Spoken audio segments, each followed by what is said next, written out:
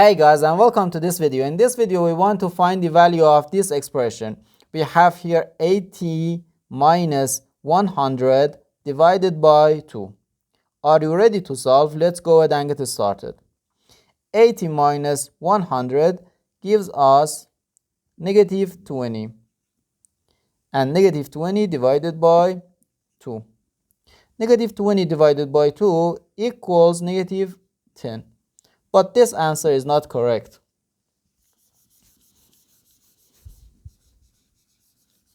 Because according to the order of operations, which is PEMDAS,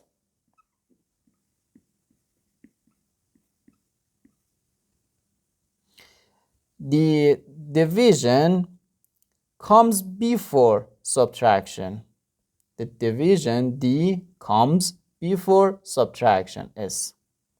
So first we have to do 100 divided by 2, which equals 50.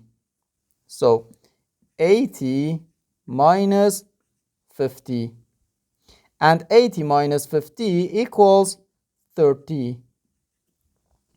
So our final answer to this problem is just 30.